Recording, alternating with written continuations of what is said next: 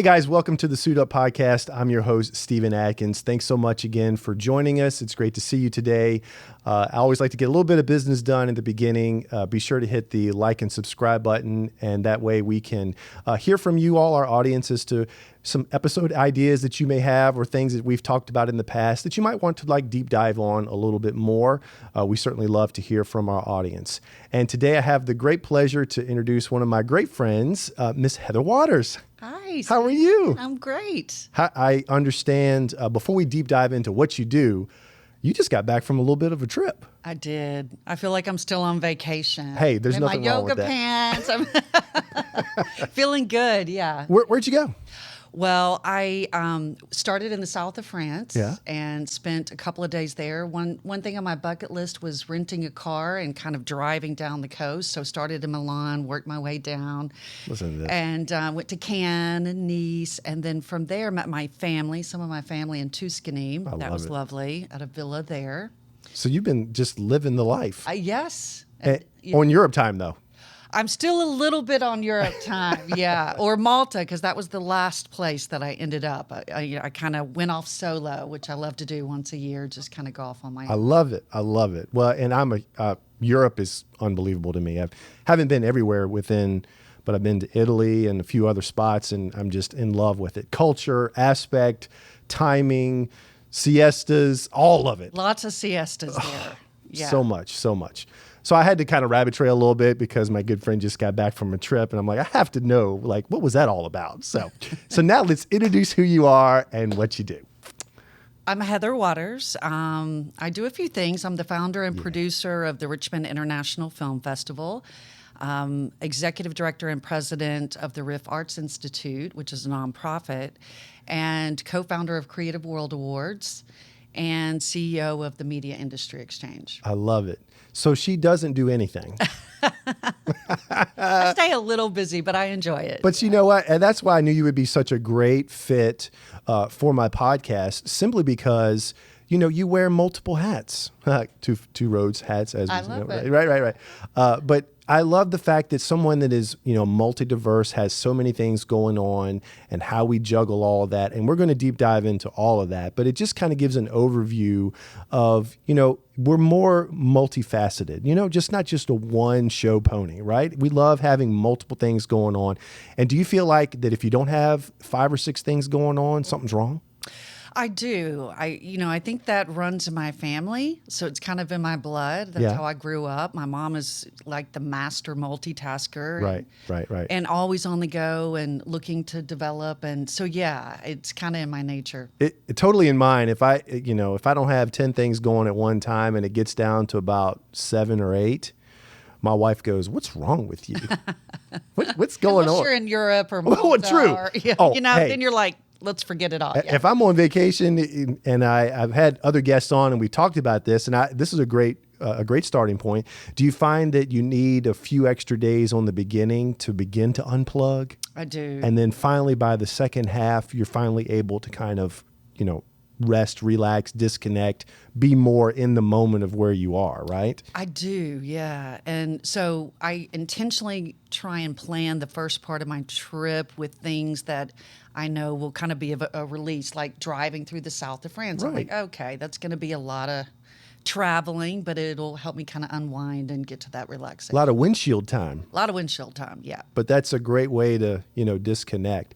So that's a good point, for the audience, is that if we do have multiple things going on and we're very, very busy and we do take time off, we understand it does take a couple of days to kind of learn to disconnect. And I love what you said. You said you found ways to be able to do that. Is that through, experiential knowledge, or did you just take it off the cuff? Just learning, as I get older, just kind of becoming more aware of myself, I think. Yeah, that's great. All right, so now we're going to talk about the Richmond International Film Festival. Yay! So I really have not learned much about it, and this is a great opportunity. I was like, I'm going to get Heather just to break it all down, right? So what specifically does it do? And then we're going to talk about, obviously founding the organization and all the ups and downs, because I know that was a piece of cake starting it from the ground up. There was no problem whatsoever, right? No issues. It was a piece of cake. So I want to learn more about that. So let's talk, go ahead and talk about what it does and what it all is involved. Yeah. Well, I started it 12 years ago, and I had just moved to Virginia at the time and had been doing trips from Atlanta, which is where I was living. I was in Los Angeles prior to that, grew up in Nashville, though. And so I've been in the entertainment industry for 35 years, Wow. So since I was like 5. A little bit older than that, but it's been all of my life. So interestingly, being in the different size markets, once I moved here, it felt like this small market that had so much potential, and yet they needed more resources and just a little help, of organizing it, putting it on the map. So that was really the inspiration. We have, in Richmond, so many incredible festivals, but we didn't really have a film festival that was more like a Sundance, which is international and competitive, based, which is typically when you're talking about a competitive festival, that's when you see those laurels on DVD covers or Netflix or whatever, and so it's also meant to be a career launcher and help establish the film community. South by Southwest, for example, put Austin on the map and was really a huge economic generator, for Austin. And so I love that idea of development. I really love development. And so it was really multifaceted why I started it. Okay. But those were the reasons. And I had no clue what I was doing. I just said, we need it. Nobody's doing it. Okay, I need to do it. I've been in the entertainment industry for many years. I had some contacts. And so like most things in my life, I just do it and then I learn right as I go.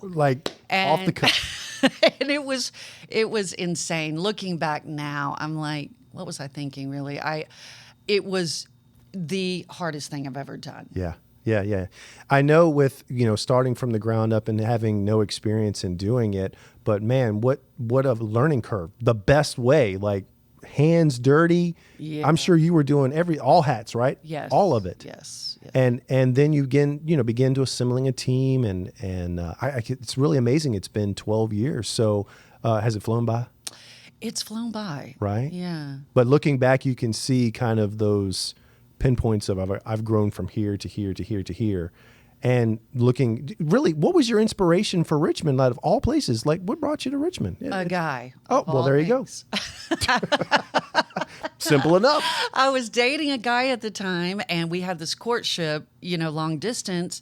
So I was coming to visit Richmond, and he kind of had a place in Northern Virginia, D.C., and here. So he kind of traveled back and forth. So when I would come to visit, I got to see the best parts of Virginia. Yeah. And he really was. We're no longer together. We were together a few years, but he was great at showing me, allowing me to experience things together through this courtship. And I fell in love with Virginia. Wow. So, once we were kind of trying to decide if we were going to stay on or not, I had already been pulled in somewhat from the film office or Women in Film and Video to be speakers just from my other company stuff. Right. And I'd already gotten a little involved and kind of hooked. And that's really, they got the teeth in you. Yeah, the teeth, the claws. Yeah. So, it was kind of a combination of those things. And because at the time I was in Atlanta planning to go back to LA. Okay. Yeah. And so I chose Virginia instead. I love it. And I mean, those are some big powerhouse cities and industries. And for little old Richmond, Virginia to, call it to you, that it was attractive enough to you and be like, I love it here. So you saw the need, you had the passion for it, and then starting from the ground up, obviously to me, this is very much of like an entrepreneurship journey. We have that passion, desire, we feel like this is what we should be doing. And now how in the world do I, where do I even start? So pulling from resources that you had, other contacts and things, what created the idea of the film festival per se? Well, I had been in film for many years. And so, that side of it, I started out as a performer. So I was an actress, a model, and singer for many, many years. And when I got out to LA going on all these auditions, I was like, I don't know if I'm quite as talented as I need to be as an actress. But I started getting interested in writing just organically. I would go out to Malibu and just kind of express myself and write. Sure. And that led to a few months later going, I really love this. I want to learn about the behind the scenes too. Wow. Not just be a performer, but really what's it like directing and writing and producing. And so that journey just kind of began organically. And so I kind of had, by the time I moved here, experience both in front of the camera and behind it in many ways.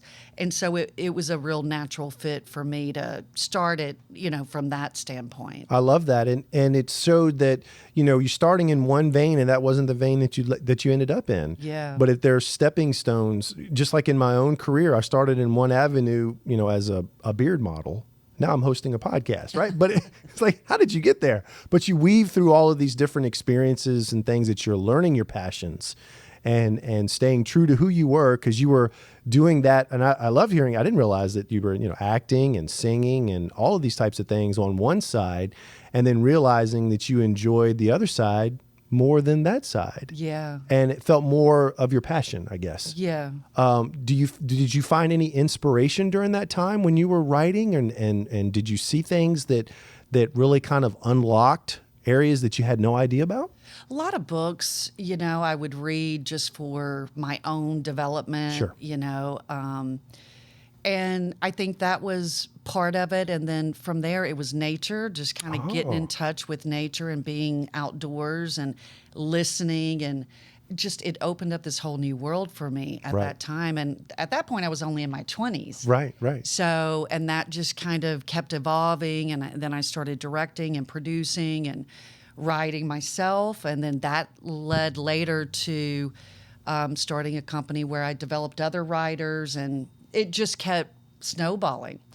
The interesting thing is during my time in Atlanta about 20 years ago, while I was doing a couple of companies that I had started up, I was interested in going back to school, which I never had any, oh my God. I was the one that was always daydreaming. You're like, school? No, What? Exactly. I was like, but I remember seeing a Ted Turner interview on CNN.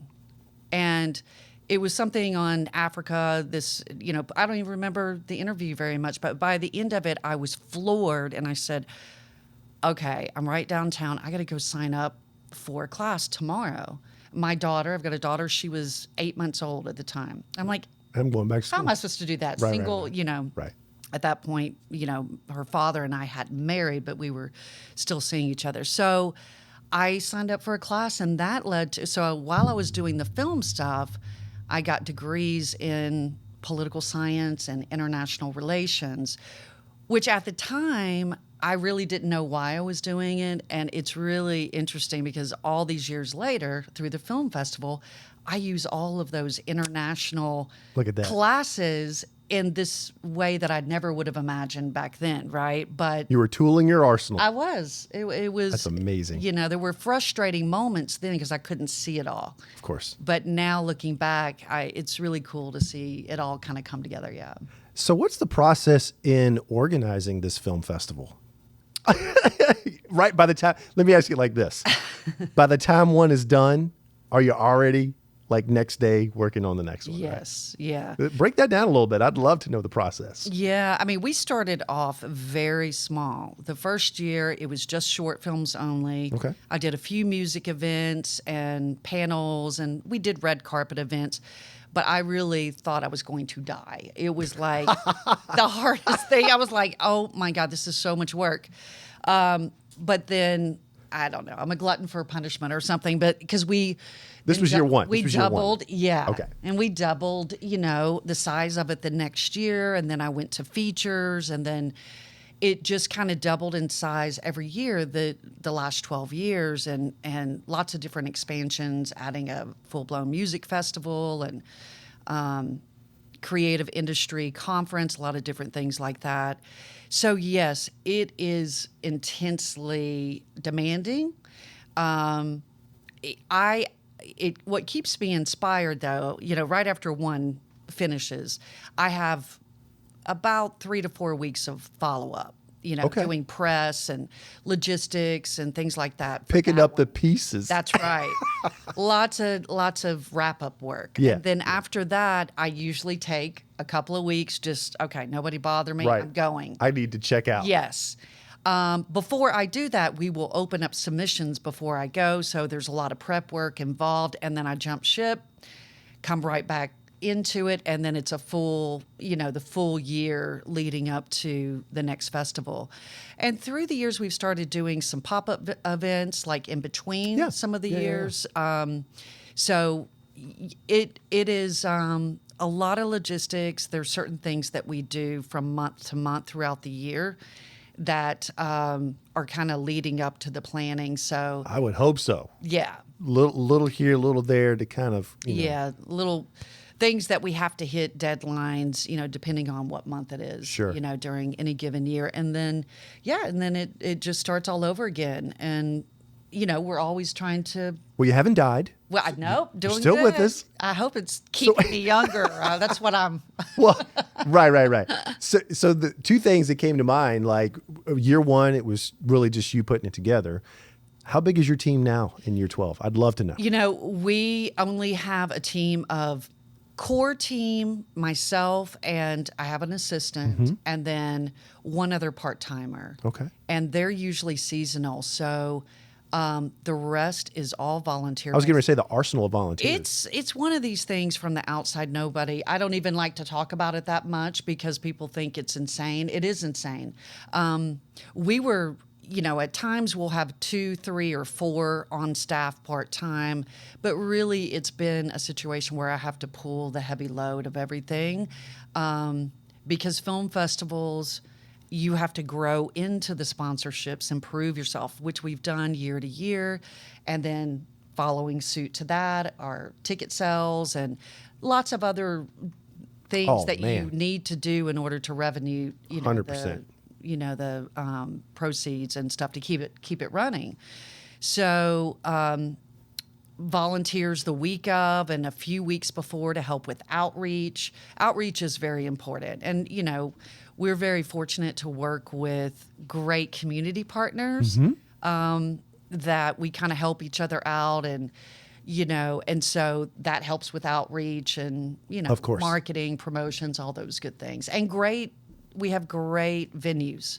We treat our venues not as just a contract, but they're truly partners with us from year to year. And it's establishing long-term relationships. Yes. I'm sure, one of the things too that I love to talk about on the podcast is the establishment of long-term relationships. And I'm sure within that industry, some of those that you've had have been amazing. Yes. And you're always probably each year establishing new relationships. And so that's probably, hasn't that sharpened that edge on the relationship development side? I don't know your entire life story as far as how relationships have gone, but at the same time, when you're in front of that many people in the film industry and all of that, you've got to be on your game to be able to, have conversations, good, bad, tough, indifferent, and learn how to deal with multiple personalities, different backgrounds. It really kind of helps you in that personal development space, doesn't it? Yes, absolutely. I mean, relationships are a big part of it. And I think, for me, half of the reason why I do it again is to develop Virginia as a whole, Richmond in particular, but really the whole state. And so a lot of our partners that we align with share that common vision. And so we look at this as a long-term endeavor that we can just join hands in and continue to elevate Richmond. It's great because I've noticed as it's grown and then you see the partnerships that pile on, there is a lot of creativity in Richmond. Yes. A lot of creatives, more so than I think people realize. But once they're out there and they start doing things and they're seen, you're like, wow, you're kind of blown away.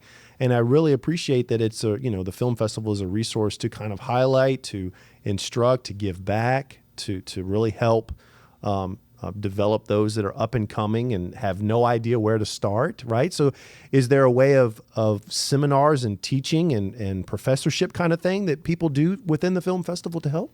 Yeah, so what we do in the community is we do personally a lot of internships, and mentorships for artists and students, whether it be at VCU or other colleges throughout the state.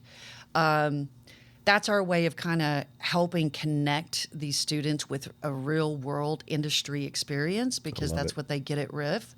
For the filmmakers that come through, you'll get some first-time emerging filmmakers and then Oscar award-winning, Golden Globe-winning filmmakers. And so we really love to create a safe platform for everybody to be in the room together, no matter what level they're at. Everybody's on an equal playing field, right? Yeah, and just rub elbows, inspire each other, create meaningful conversations. I love that. Yeah. That is amazing. That is amazing. So when you started and was building this thing from the ground up, obviously there were some challenges. So, I'd love to hear just a couple of, high-level challenges and things that you kind of dealt with that you didn't really know to expect, right? Because you're starting something from the ground up. I love the fact that you were in the industry. You kind of understood the industry, but whenever you're starting something fresh, it becomes your own animal and your own way of doing it. And sometimes you run into those like, oh man, looking back, I wish I would have known. But now that I do know, I can help those that, let's say, do something very similar. You can say, here's a roadblock or something to kind of keep an eye out for. Mm-hmm. Yeah, I think probably the biggest thing is for me, you never really know for sure how to scale your audience, how big or small when you're starting out. Okay. My mentality has always been build it and they will come, instead of like waiting for the demand, we create the demand. There are some people that will probably critique me on that. Sure. But, I think that was a learning curve, along with programming the festival itself is one of the biggest challenges of my year. They go through multiple rounds of judging. So we have industry judges that judge them based on merit. Once they go through certain rounds, inevitably we have too many and we can't take them all. Our first year we accepted like 19, then it was 36, then it was 70. So now we're up to, last year we had 160. Oh my goodness. So we're one of the largest festivals now of our kind in the Mid-Atlantic. Wow. But that is always the toughest part for me, because first of all, I'm a director and producer myself, and I have an affinity for other creatives. I love working with them, so it's always hard to say no to really good quality films. Right. So I'll have to come in and break the ties, right? In a lot of cases, or we may pull in a small committee, to help with that. But then it's placement. The other part of programming is placement at the theaters, and that's one of the biggest learning curves for me. Okay. Because it's like a jigsaw puzzle. You can place by thematic, like content. You can, place by time. You can place by who is the special guest or territory. Are they from Japan? Are they from LA? Are they from Spain? And the list goes on.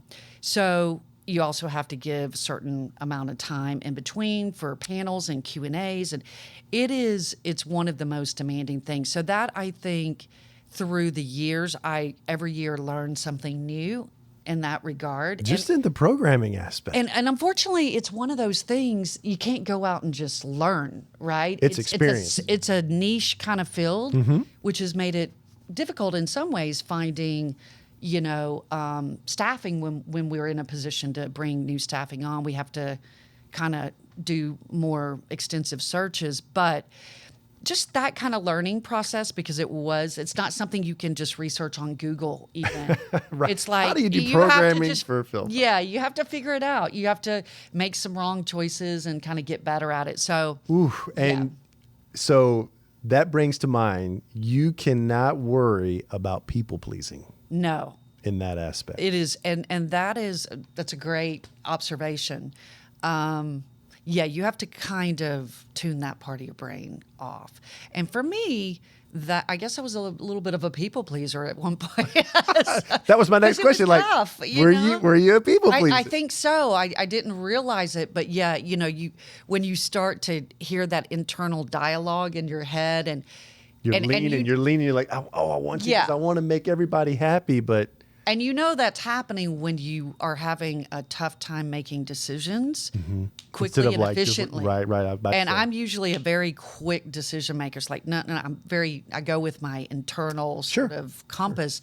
So yes, I would say I can definitely identify times when it's like, why am I taking so long to make this decision?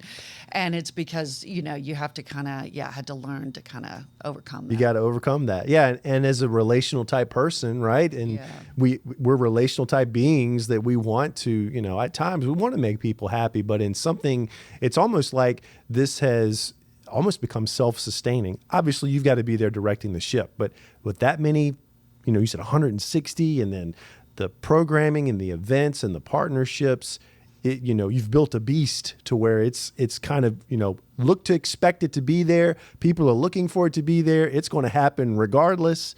You got to steer it, but it's definitely become, its own entity, right? Its own self-sustaining entity. And I would imagine the bigger that it becomes, the more people are being involved. And, we have to kind of disconnect at times from that people-pleasing aspect of it. Yeah. Well, I know that in someone, I love always asking this question about the entrepreneurship journey. And before we kind of dive into some of the other things that you're involved with, if someone was starting out, as an entrepreneur, what would be a little piece of advice that you would give? Now, obviously, they might not be starting a film festival, but people are starting something, and some go in it, they have a passion for it, no experience, don't know where to start, pull in maybe previous relationships. I love how you kind of broke that down. You're like, okay, I've got some resources. I don't know what I'm doing, but I'm going to go after it. So let's say a new entrepreneur is getting started and they're kind of in that same situation. What's some wisdom advice that you could give them? Be hungry, stay hungry, but remain patient. And I think that kind of is applicable to almost any area that we can take on and we're coming, putting together a startup company. Yeah. We have to be willing to do the work ourselves and not rely on other people. It is a really tough first year to maybe even 5 years. We don't know. And it may not even succeed. So, but being willing, to stay focused on the task at hand and be willing to rely only on yourself at first, I think is the starting point. And then from there, of course, we have to stay pliable and seek advice and, from people who, love that. Either they've been there in that particular area, or maybe if they haven't, you're in a different industry, it's someone that you respect and admire, and in that particular field, let's say in general, they can teach you something about business and, best practices or protocols or whatever it is that, you're needing advice on. I think that's really important to have some type of mentor. Absolutely. I 100% agree, because there are those that have X's and O's, regardless as to what it is, that can kind of deter you from some roadblocks that you may have. And also, I loved how you said, being hungry, staying hungry, and being willing to do it by yourself. Because you know what that's going to do, at least I'm thinking about it, Heather, is that you're going to find out if you're really passionate about it. Yeah. If you're going to be going after something, true. That first year, nothing happens. Year two, maybe just a little bit happens, and you're really trying to get that going, you're going to learn real quick, right? Because if you had been doing this year two or year three, and I don't know the specifics of how much the growth was in those first few years, but did it meet your expectations? It was, no, I had to really fund the film festival the first few years out of my own pocket. No, you mean you had to, right, I mean, right. And that was tough because, you have a single mom so I had to take, what I made from my other company, penny pinch and be like, okay, I got to work deals at the film festival. If we want this, this, and this to happen, we got to find the right partners. So in that respect, it's like thinking outside of the box all the time. All the time. All the time. And it's like, what other way can we get to where we need to be? And so there was a lot of that going on. And then me being willing to put skin in the game, which was a lot of skin in the game the first few years, and then to remain patient. For me, I am a push up your sleeves kind of girl and get in and get it done. Get it done. And so the benefit of that for me was I did see growth right out of the gate in terms of how it was developed and what we accomplished, with, testimonials, people, the feedback from our partners, filmmakers from all over the world, musicians. That kind of kept me passionate and inspired, but I had to be patient to earn, our reputation to get sponsorship money up and, and it came with time. Right. So that's where that patient part comes. You just have to, stay down, stay focused. I love it. And, be willing to do what it takes, and You said two key things that I really loved. First one was that you really had to, you took it as far as you could take it. Meaning you had some initial success, but that was from your sheer grit and determination and you rolling up your sleeves and going after it.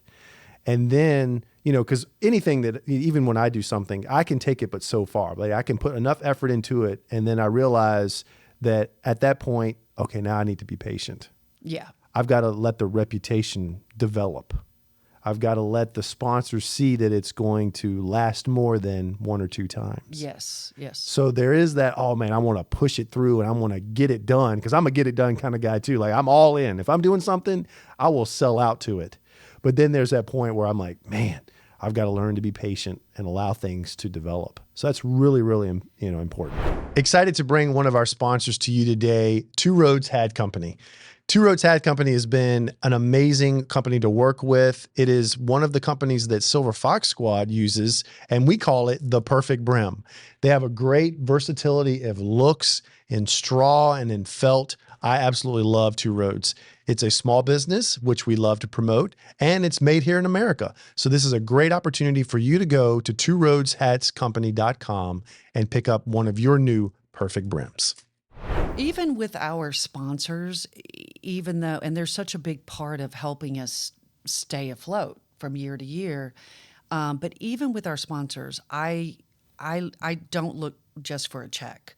I look for... Did you hear that? It's not just the check. I mean, and that's been hard. Yeah, because you need the money to... Exactly. And I've made a couple of decisions where I've turned down big money.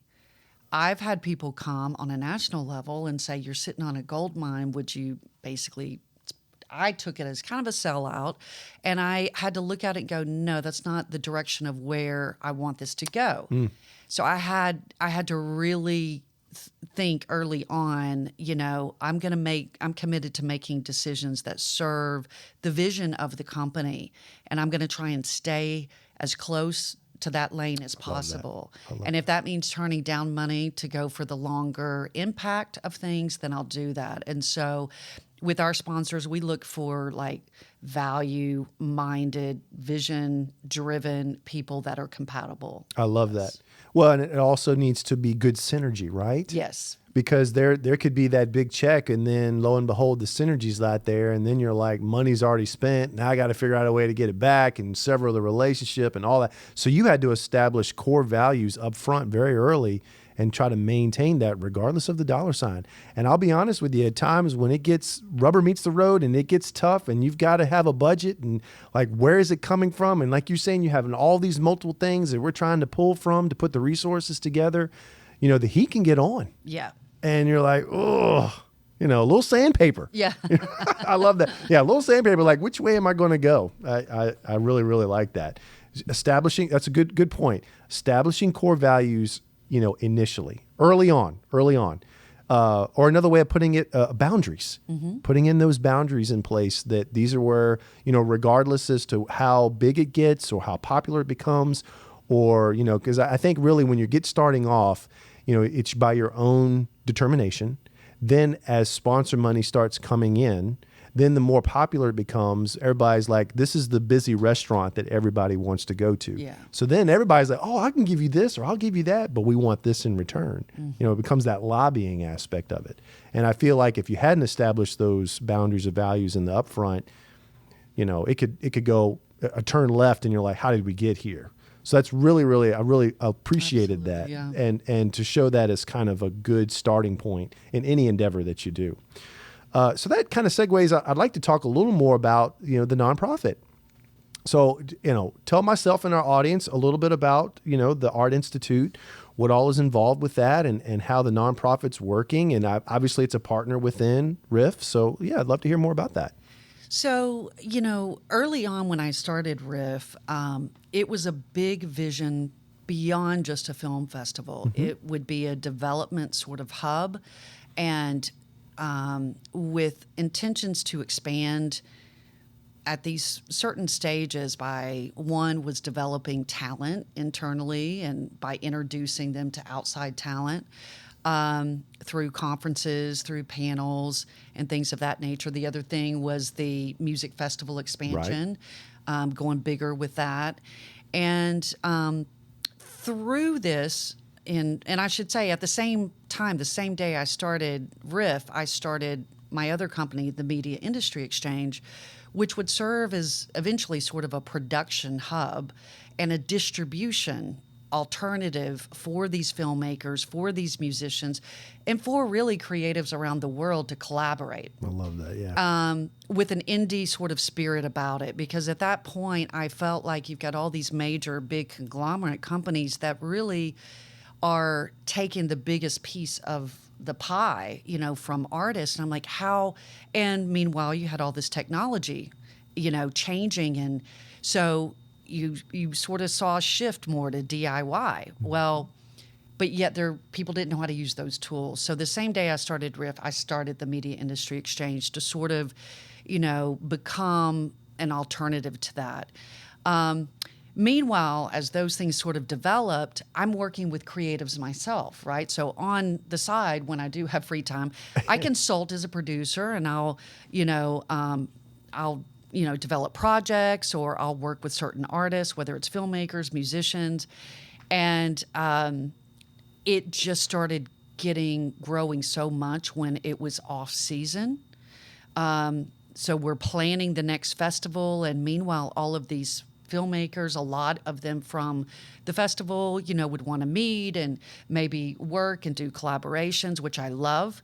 And I needed another platform to take what we had done at the film festival through the panels and the Flow Collective conference that we expanded to add, to kind of take it that next step and go, okay, now we're going to do year-round education. We're going to do year-round apprenticeships. Oh, look at this. We're going to do...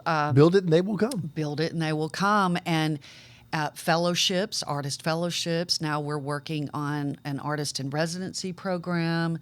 And so it's kind of the educational and development leg. Yeah.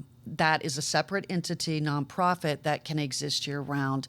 And then we also, years ago, I wrote it was actually meant to be a sitcom called the Youth Roundtable Project. So really cool project that I was able to shoot, I think my second year of RIF here as sort of the pilot program.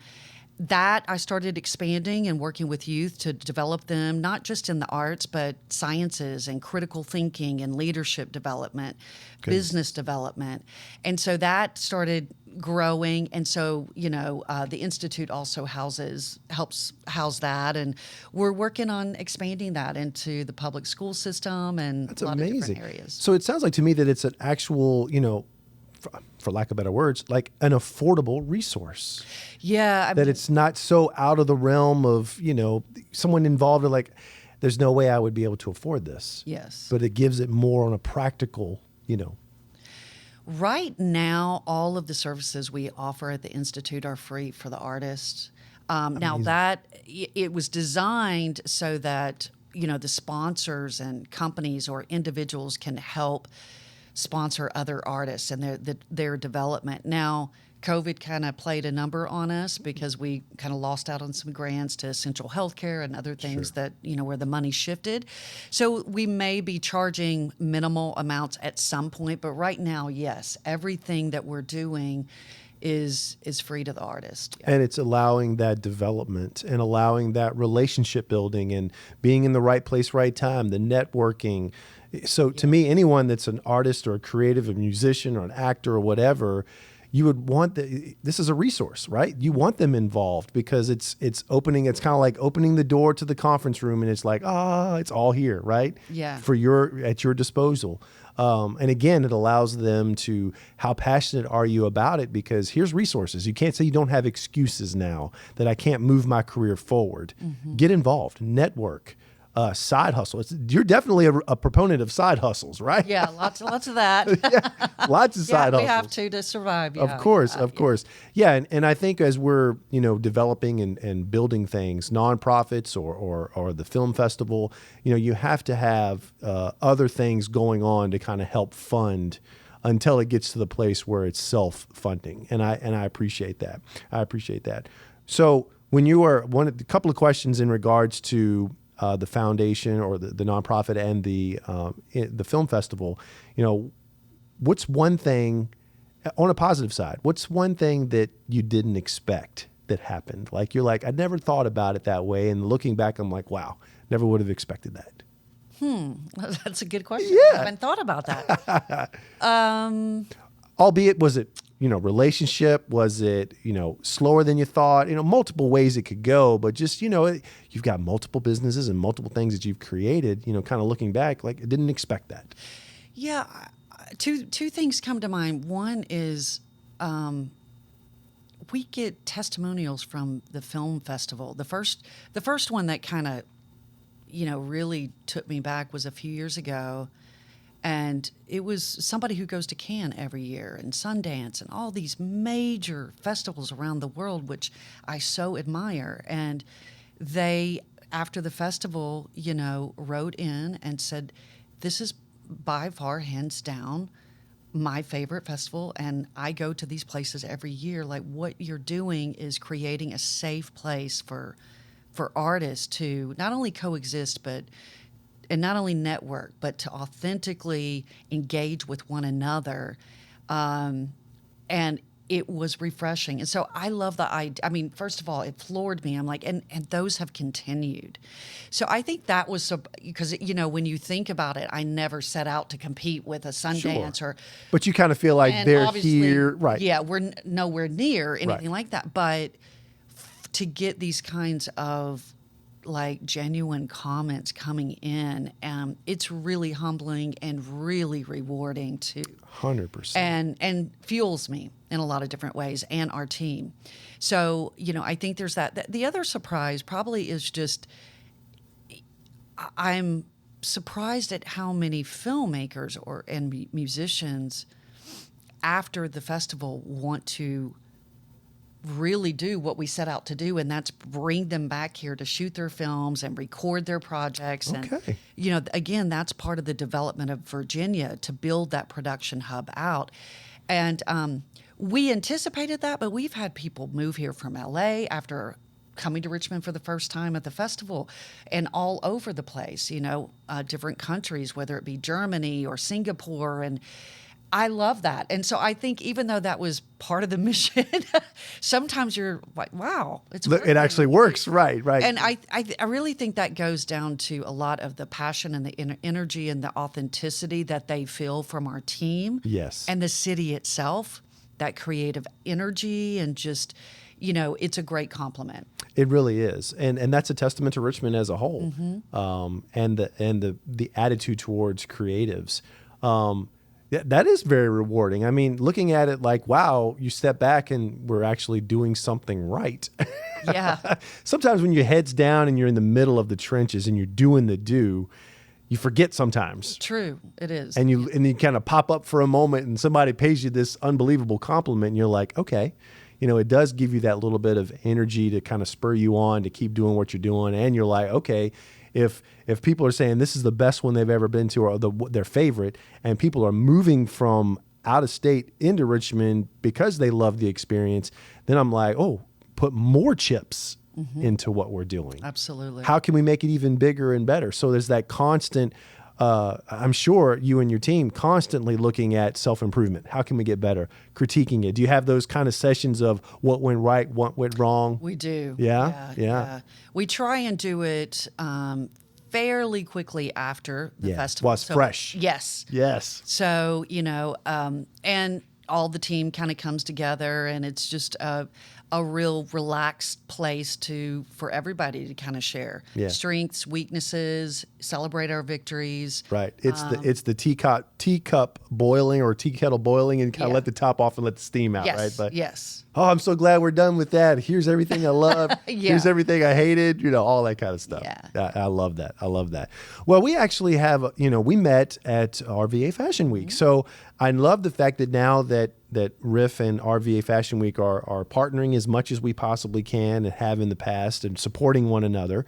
So you've had some great experience. You were a host at one of our events. What was that like? How did you like it? It was fun. Yeah? Yeah. I loved it. It kind of threw me back to, again, for 20 plus years, that's what I did. Yeah. That paid my bills. Right. Speaking, modeling, acting, all of it. So I was like, and of course I have to do that a lot, during the festival, but to do it for RVA Fashion Week, I was like, wow, this is really fun. It was really cool. And of course, I really believe in what Jimmy Budd and all of your team are doing over there. And I enjoy just seeing you guys succeed. Yeah, and it's a great way for networking, and in a way, it's really interesting to hear a lot of RIF's vision is very similar to Fashion Week's vision. It's all about the fashion and the creatives, and we love the shows, but there's so much more to it. It's that the internship, the development, the being a resource to help the community partners. Looking at up and coming, models or photographers or videographers or all of that have that passion that you want to give them a resource or a way for them to improve their craft and to be a part of. And who can we introduce them to? Who can we network them with? It's wonderful to be able to do that and to be able to kind of give back to the community. Did you have any highlights from Fashion Week that you saw? Because I saw you at quite a few events this past. I always love it. It's been so cool to see through the years it grow. And I feel, in particularly the last 2 years, coming off of COVID, we all dealt with so many challenges, the festival included. And to come out of that, with swinging arms and kind of stronger than ever. Elevate to a whole new level, which is, I feel... what RVA Fashion Week has done the last couple of years has been really fun to see. Yeah, it has. It's definitely kind of taken on a life of its own now, and I love the fact that Richmond has so many events, really not just on an event side, but cool, concrete, like foundational things. Yes, that are defining, our city. And I've been in multiple in Houston and in. Up in like New York and things of that nature, and I tell them I'm from Richmond or whatever, and they're like, "Oh, that's Richmond Film Festival." So I'm like, "Oh, cool!" Right. So it definitely is much very well known, and has a great reputation. I was even talking with Ray, our producer, a little while ago, and I mentioned who you were and coming in. He was like, "Oh yeah, my friends, they talk about that all the time." So it's really cool how it's intertwined into our city. So. As far as the other company that I recall was the Creative World Awards. So talk a little bit about that. So I started Creative World Awards with a partner out in LA, Marlene Neubauer.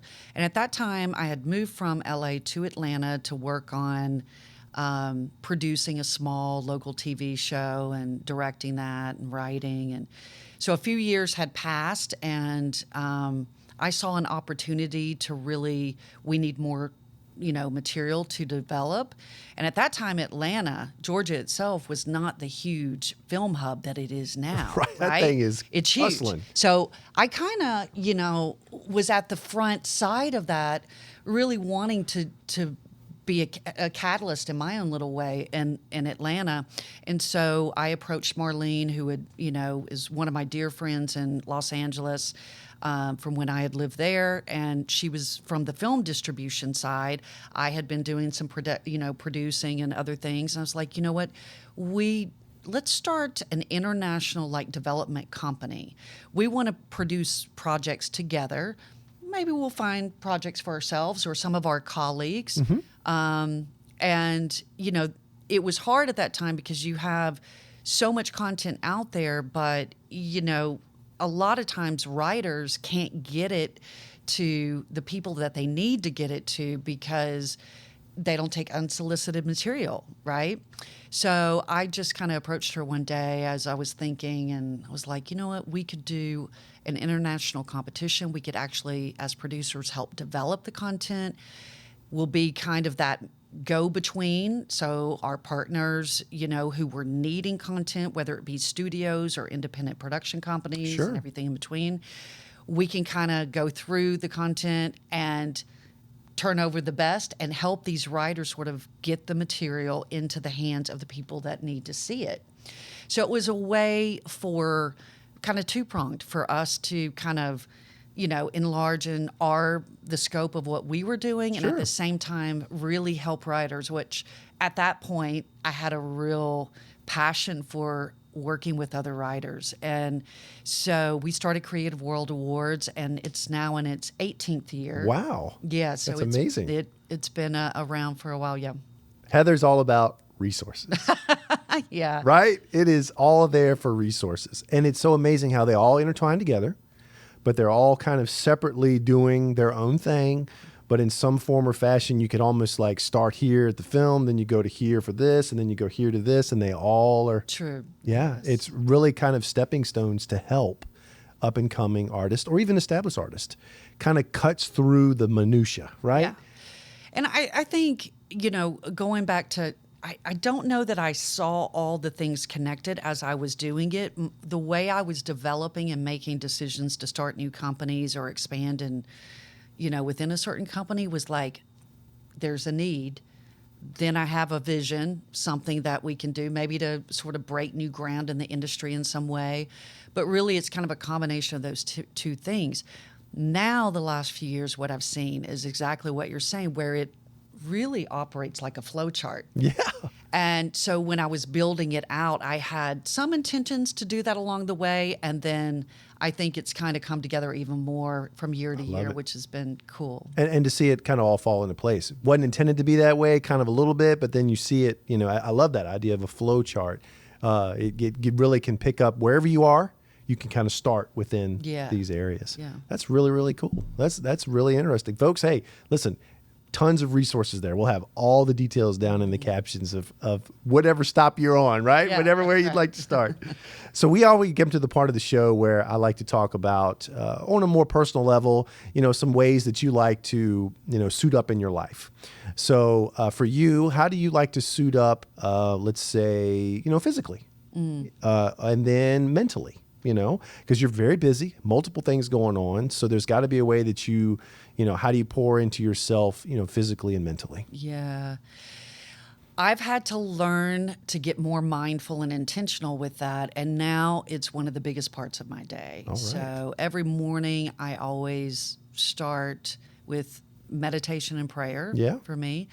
And I do it outside unless I have so much going on that I can't. But I have this little secret spot that I go to, and got my secret tree, and it overlooks a field, and I can see the city skyline in the distance.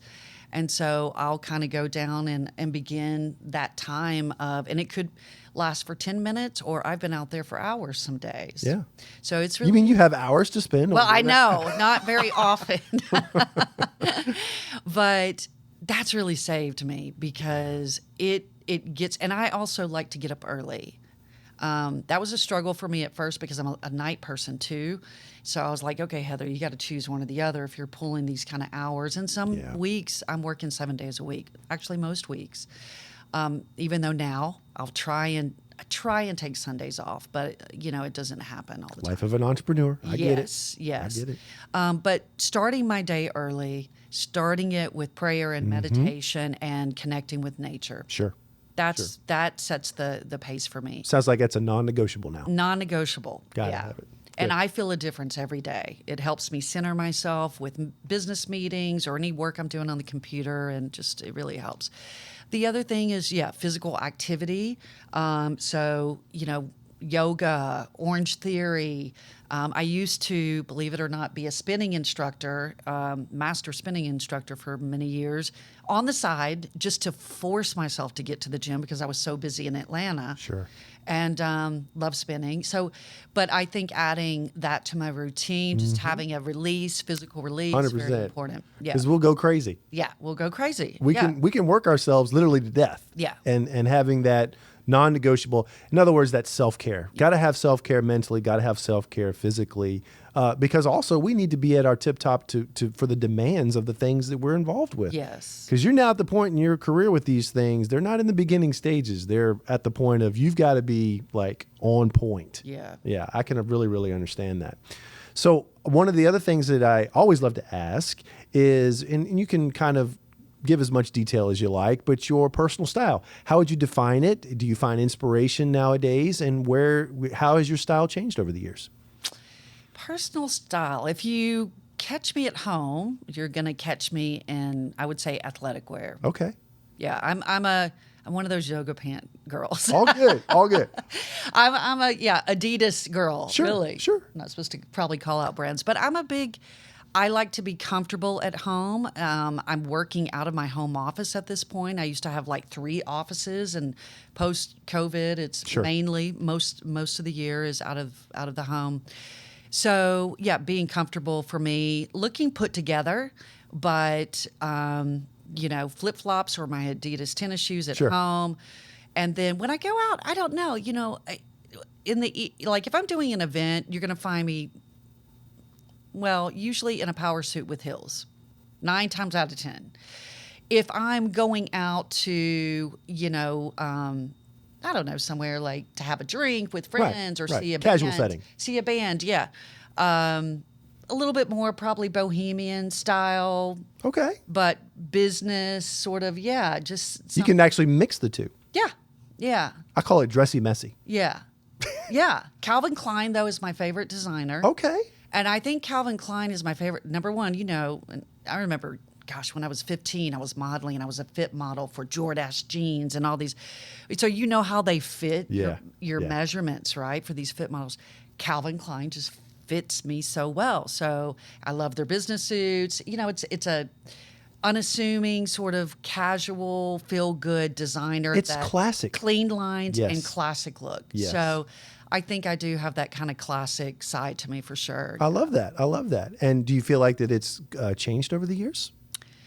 Probably not. I was getting ready to say, because if you were in the modeling aspect, you kind of introduced very young at that, and then naturally you kind of find your space, find the things that you really like, especially like the designers. And his designs seem to get better, right? Because what he did 20 years ago, what he does now.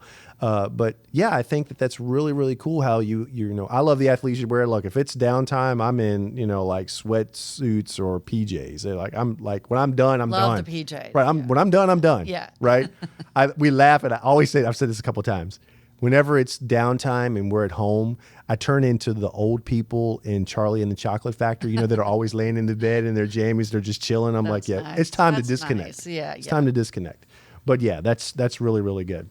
Well, the other thing that, I always love to let my audience know is how they can find you. So where are all of your resources the best way that the audience can find you? Yeah. So if you want to check out the website, the film festivals is rvafilmfestival.com. Okay. creativeworldawards.com for those writers out there looking to work on your first script or 10th script. And the Riff Arts Institute is riffartsinstitute.org. Okay. The the Media Industry Exchange, themixchange.com. And then on social media for the festival. We'd love for people to stay in touch with us. We're a little bit more active there with the festival, but it's RVA Film Music Fest on Instagram. All right. And on Facebook, it's RVA Film Fest. So there's a couple of ways you can get in touch. I love that. I love that. Well, you know what? Look at this. We've gone through the whole show. Isn't that amazing? That went fast. I know. I was like, we get into it. We're rolling through, and I really wanted to kind of dive in, and I appreciate, explaining more about the film festival and all that it was getting started with that, the nonprofit, and then the resources for those creatives out there. I had no idea. And now I'm like, wow, how can I help push? Anytime I meet someone that is within, I'm like, hey, I got somebody or I got a way or a resource. And that's really what we want to do, is we want to be a resource. So this is the last part of the show, and this is where it's kind of off the cuff, fun questions. Don't worry, it's not, super deep, but I want to get you on the spot here. So Here we go. Here we go. So the first one is, if I were to talk to your friends and colleagues, and I would ask them what your superpowers are, what would they say? Resilience. Okay. That's not really a, see-through, still kind of a thing, but yeah. I like that. Maybe they would say, I don't know, she thinks she can fly, or she can fly. Right, or she's going to jump. She's going to jump. If not, she's jumping. Right? Tell us she can't. Yeah. Why? Hold my drink. Right? I like that resilience. Yeah. No, that's wonderful. That can be a huge superpower, because obviously in everything in life, if it doesn't go the way we want it or doesn't go according to plan, we can be resilient about it. Yeah. That's amazing. See, it wasn't too bad. Now I got one more. Uh-oh. One more. All right. So I've got a couple to choose from. I like this one. What is one thing that you own that you probably should throw out, but you never will? One thing that you own that you probably should you should get rid of it, but you won't. You'll keep it forever. The leather coat that I just took to Goodwill on my way here, and that was back from LA. It was one of those vintage leather coats, which I just loved. But you you have stuff in your closet, and I feel like for me, when I'm so busy that I have to go through the stuff in my house every 3 months. But I've held on to some of those things, Is it the memory? There's also some Levi jeans in there that, are probably way too small. But I'm like, no, I'm holding on to those. But no, I no lie, I went to Goodwill and donated a bunch of stuff from my closet on the way here, stuff that I had been holding on to to make room. And the other thing is, I think we need to, continue to make room for new things in our lives, Go ahead. So, not only here, but physically as well, always making room. Yeah. I love it. I love it. Do you think, real quick, and this will be the last thing. Do you think you were holding that jacket more for memories? I do. Yeah. I do. Yeah, I totally understand that. Man, I got some suits and stuff that I've worn, staple things. I remember where I was. I remember what I was doing when I wore that one. I'm like, I'm holding on for the memory. Yeah. I'm holding on for the memory. I love it. I love it. Well, that's going to be our episode today, guys. Had to thank you so much for being with me. I had a great time. It flew right on by. So again, we appreciate you watching. Be sure to hit that like and subscribe button. Make sure you watch all the way to the end. We'll have some good details of information at the end of the episode. And be sure to check out all of the resources that we'll have down in the description of the multiple websites and social medias. That there are great resources for you if you're in the creative industry. And again, thanks for being with us, and we'll see you next time. All right, guys, today's show was sponsored by my very own company, Fox Edge Grooming Products. So we have a whole line of men's grooming products that I personally use and personally helped kind of formulate and come up with the idea and concept. We use all natural ingredients, and believe you me, the whole line smells fantastic. I love it. Anybody that ever smelled it says, wow, this stuff smells great. So if you want to get your own Fox Edge hair care or beard line products, you can go to my website, which is www.stephenadkins.us. And of course, the link will be in the description below. So looking forward to seeing you guys with the Fox Edge. Appreciate you watching all the way till the end today. And thanks again for being a part of the Suit Up podcast. So we have a new way of support here at Suit Up with Patreon. You can subscribe in different tiers to support the show. The great news is that each has a different tier, and within that tier, there are different levels of access that you will have to myself, but all will support the show in a major way. So one of the tiers may be access to questions or interaction. Another tier may be an opportunity where you could submit photos or get some wardrobe advice. And even another tier, we may even be able to set up a personal Zoom call where you and I interact for 15, 20, 30 minutes. So these would be great ways that allows access to get some of those questions and some of the things that you'd like done answered. Now, naturally, if you can't support monetarily, we totally understand, but you can always subscribe for free and like and share our video with your friends and audience that you feel would enjoy watching Suit Up. So thanks again for joining.